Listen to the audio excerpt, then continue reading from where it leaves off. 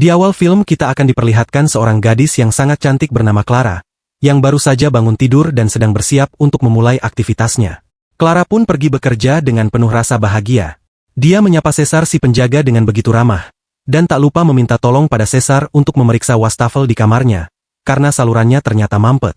Mendengar permohonan itu Caesar pun jadi sangat bersemangat, karena ternyata diam-diam Caesar sudah naksir sama Clara sejak zaman dinasti Tang. Setelahnya Caesar pun melakukan pekerjaannya mulai dari membersihkan meja, dan memasukkan surat-surat penghuni apartemen sesuai kotak surat mereka masing-masing. Beberapa waktu kemudian Caesar pun pergi ke rumah sakit untuk mengunjungi ibunya. Bukan hanya sekedar menjenguk, di sini Caesar juga menceritakan soal kehidupannya pada sang ibu terutama tentang wanita yang dia taksir yaitu Clara. Ketika Caesar kembali ke apartemen, ternyata bosnya sudah ada di sana, dan dia pun langsung dimarahi sang bos karena Caesar pergi terlalu lama. Beruntungnya, salah satu penghuni apartemen bernama Veronica pun muncul. Dia meminta tolong pada Caesar, agar mau memberikan makan pada anjingnya di kamar nanti malam, karena saat ini Veronica ingin pergi menghadiri sebuah pesta. Singkatnya malam pun tiba, saat itu muncul dua orang petugas kebersihan bernama Limpeza beserta anaknya yang bernama Joven, yang kerjaannya tentu saja membersihkan apartemen dan juga jaga malam menggantikan Caesar. Sebelum ke kamar Caesar pun menyempatkan diri untuk memberi makan anjing-anjing Veronica. Dan ketika melihat kue buatan Veronica yang tadi pagi ditawarkan, Caesar pun merasa jijik dan memberikan kue itu kepada para anjing. Setelah selesai, Caesar pun pulang ke kamarnya untuk membersihkan diri. Dan dari sini terlihat Caesar ternyata adalah tipe orang yang sangat menjaga kebersihan. Dan setelah badannya bersih, bukannya langsung tidur, di sini Caesar malah mengambil suatu kunci lalu kembali pergi membawa tas. Perlu diketahui karena Caesar adalah penjaga apartemen maka Caesar memiliki semua kunci cadangan setiap kamar. Sementara itu di tempat lain terlihat Clara yang baru pulang dan dia mendapati ada banyak sekali surat dari orang misterius. Tak mau ambil pusing, Clara pun membuang surat-surat itu lalu memutar musik dan menari-nari yang tanpa dia sadari ada seseorang yang bersembunyi di bawah tempat tidurnya. Yah, ternyata orang itu adalah Caesar. Ketika sudah tengah malam, dengan sebuah cermin Caesar pun mengintip untuk memastikan apakah Clara sudah tertidur. Dan saat mengetahui Clara sudah tidur, Caesar pun keluar secara perlahan sambil mengenakan masker. Lalu diam-diam dia pun membius Clara. Dan ketika Clara sudah terbius, Caesar pun melakukan ritual kenikmatan. Setelah puas, Caesar pun melanjutkan aksinya. Dia menyuntikkan sebuah cairan ke beberapa skincare milik Clara. Tanpa sengaja, Caesar menemukan beberapa botol obat membasmi serangga. Dan dari sinilah Caesar mendapatkan sebuah ide baru untuk menyempurnakan rencananya.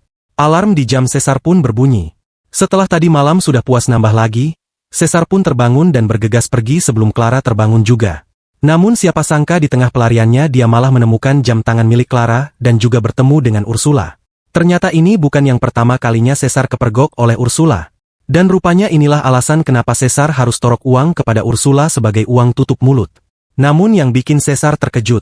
Kali ini Ursula tidak meminta uang pada Caesar. Setelah itu seperti biasa, Caesar kembali ke kamarnya dan bersiap menjalani rutinitasnya sebagai seorang resepsionis. Termasuk memasukkan surat-surat ke kotaknya seolah semuanya berjalan normal tanpa gangguan. Di sisi lain terlihat Clara yang baru saja terbangun. Ternyata efek obat bius itu masih terasa hingga membuatnya telat bangun. Saat ia tiba di bawah, Caesar langsung menyambutnya dengan senyum ramah. Dia berpura-pura seolah tidak ada apapun yang terjadi tadi malam. Beberapa waktu kemudian terlihat Caesar yang sedang menulis surat di kamarnya. Dan ketika itu tiba-tiba Ursula datang. Kedatangannya ke sini bukanlah tanpa tujuan. Ia menuntut sesuatu yang sensitif dari Caesar, yaitu film Kakek Sugiono yang sudah dijanjikan. Namun tidak hanya itu, di sini secara sepihak Ursula juga menaikkan biaya tutup mulutnya menjadi sebesar 100 euro. Dengan nada mengancam, ia menegaskan bahwa jika Caesar menolak, semua rahasia gelapnya akan terbongkar tanpa ampun. Hari pun berganti. Waktu itu terlihat Caesar dimarahi oleh bosnya yaitu Pecino. Karena Pecino menilai kerjaannya Caesar semakin buruk, apalagi karena ia membiarkan tanaman di rooftop sampai layu dan tidak terurus. Caesar memilih pergi ke rumah sakit untuk menjenguk ibunya. Seperti biasa, di sana ia menceritakan semua yang ia alami, mulai dari bosnya yang sering marah hingga kisah cintanya dengan Clara. Di malam harinya, Caesar membohongi Limpeza dan juga Joven. Ia mengatakan ada penghuni yang mengeluh soal kebersihan apartemennya.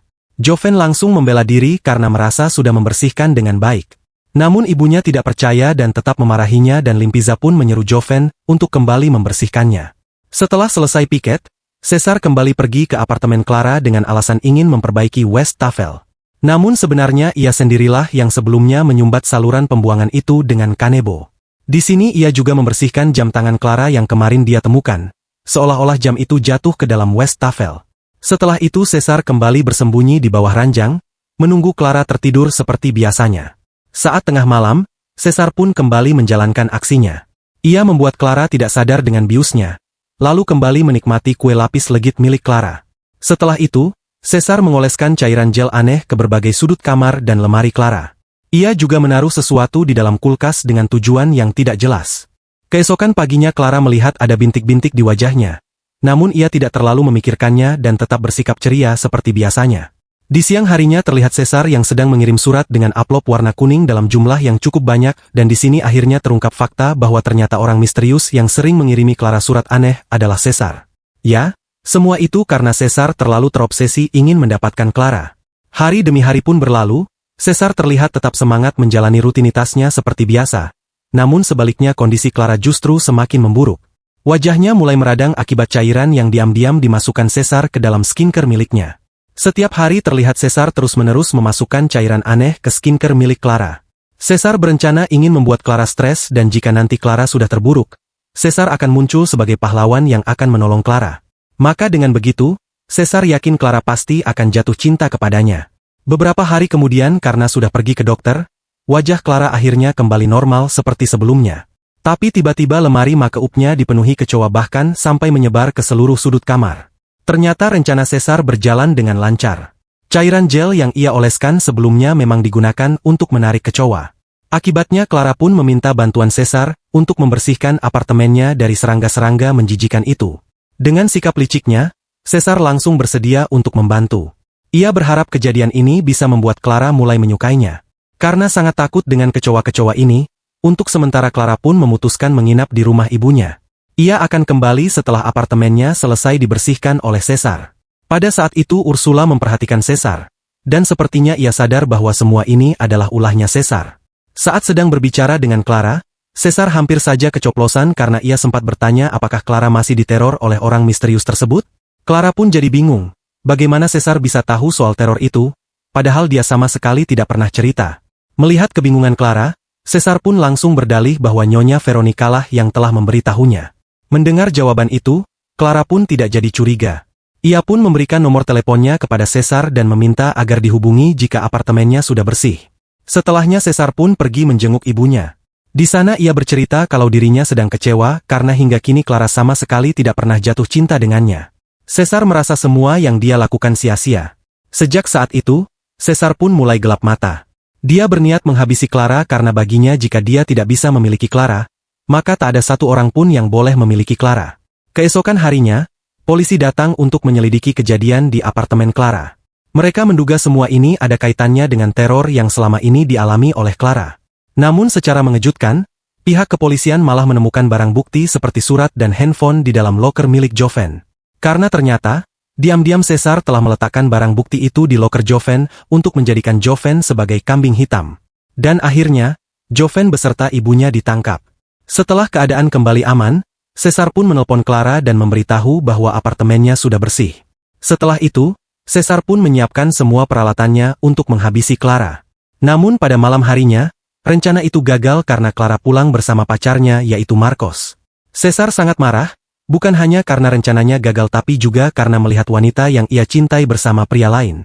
Yang lebih sial lagi, obat bius yang dia bawa malah menumpahi wajahnya sendiri dan hal itu membuat Caesar menjadi teler. Dalam kondisi setengah sadar, ia pun berusaha keluar sekuat tenaga. Tapi saat sampai di pintu, kunci yang dia bawa ternyata salah hingga akhirnya dia pun pingsan di kamar mandi. Keesokan harinya, hampir saja Clara menemukan Caesar. Namun kali ini Caesar beruntung karena Clara tidak melihatnya. Sementara itu Marcos malah menemukan sebuah tas yang diduga itu adalah milik Caesar. Clara mengira tas itu tertinggal saat Caesar membersihkan apartemennya. Namun di sini Marcos merasa curiga. Apalagi setelah melihat isi tas tersebut yang isinya bukan peralatan kebersihan dan juga ada buku harian Caesar. Saat Marcos hendak membacanya, tiba-tiba saja Clara menjadi teler. Dan kesempatan ini dimanfaatkan oleh Caesar untuk keluar dari kamar mandi. Ketika Clara dan Marcos menuju kamar mandi, Caesar diam-diam lewat untuk mengambil kunci yang benar di dalam tasnya. Ia mencoba pergi tanpa ketahuan, tapi sayangnya Marcos melihatnya. Marcos pun langsung ingin menyerang Caesar, namun Clara datang dan melerai. Ia menjelaskan bahwa Caesar adalah penjaga apartemen yang sebelumnya membantu dirinya membersihkan kamar apartemennya. Caesar beralasan ia masuk hanya untuk mengambil tasnya yang tertinggal.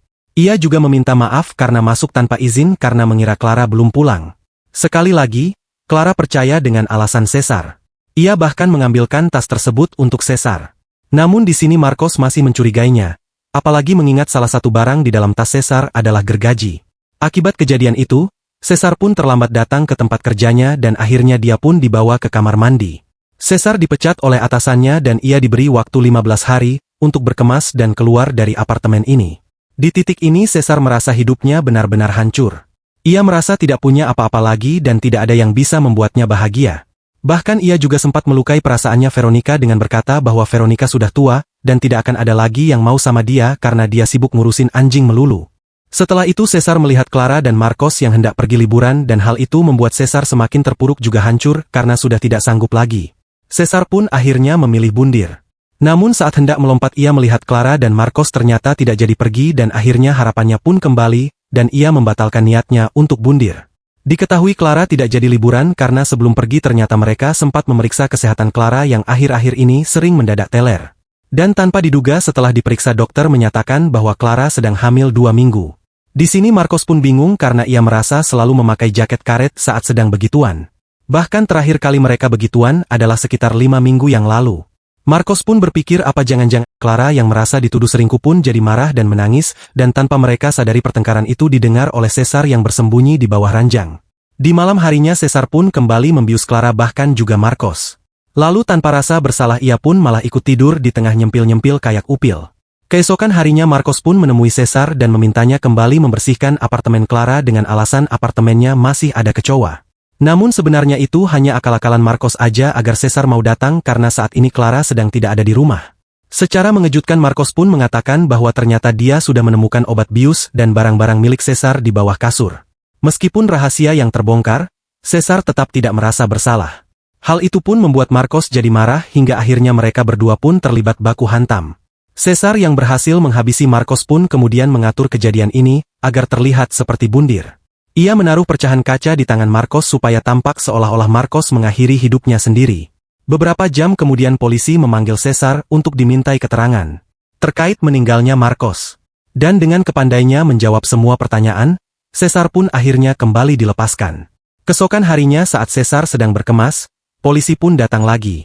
Mereka menanyakan kenapa sidik jari Caesar ditemukan di apartemen Clara. Dan dengan santai, Caesar menjelaskan bahwa itu wajar karena ia pernah membersihkan apartemen tersebut. Ia juga menambahkan bahwa Clara dan Marcos sering bertengkar. Dan dengan liciknya ia menggiring opini polisi untuk berpikir bahwa hubungan mereka yang buruk bisa menjadi alasan kenapa Marcos memilih bundir. Dan lagi-lagi Caesar berhasil lolos dari kecurigaan polisi. Saat hendak meninggalkan apartemen, Caesar melihat Clara dan ibunya yang juga hendak pergi. Ia membantu mereka membukakan pintu dan menyampaikan rasa belasungkawa. Singkatnya 1 tahun kemudian, terlihat kini Clara telah melahirkan seorang bayi. Suatu hari ia menerima kiriman berupa surat dan buku harian dari Caesar. Ketika membaca surat itu, Clara yang tadinya sedang bahagia mendadak hatinya jadi hancur saat membacanya. Yang mana dalam surat tersebut, Caesar menceritakan semua perbuatannya dan memberitahu bahwa anak yang Clara kandung adalah anaknya Caesar.